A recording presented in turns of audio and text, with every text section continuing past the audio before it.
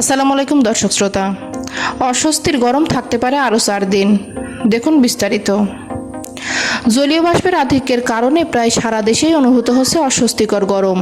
সারা দেশে বৃষ্টি না হওয়া পর্যন্ত এই ভ্যাপসা গরম অব্যাহত থাকবে। আবহাওয়াবিদ বজলুর রশিদ জানিয়েছেন, এ মাসের 15 অথবা 16 তারিখ থেকে সারা দেশে বৃষ্টি হতে পারে। তার আগ পর্যন্ত রাজধানী সহ বিভিন্ন জায়গায় হালকা বৃষ্টি হতে পারে। বৃষ্টির পরিমাণ বাড়লে ভ্যাপসা গরম কমবে।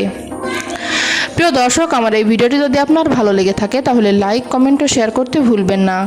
আর সবার আগে এমন সব গুরুত্বপূর্ণ তথ্য পেতে চাইলে আমার চ্যানেলটি অবশ্যই সাবস্ক্রাইব করে বেল আইকনটি বাজিয়ে রাখুন। ধন্যবাদ।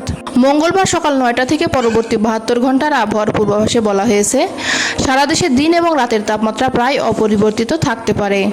অতিরিক্ত আর্দ্রতার কারণে অস্বস্তি অব্যাহত থাকতে পারে।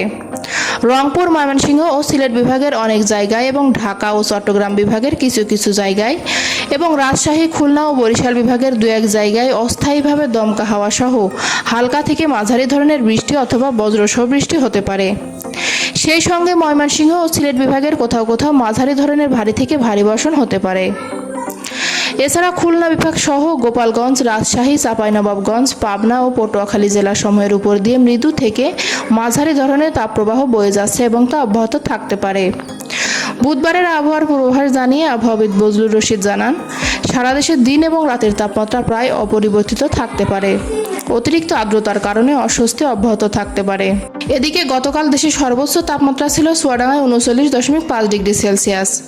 বরিশাল ও রংপুর বিভাগ ছাড়া সারা দেশে কম বেশি বৃষ্টি হয়েছে।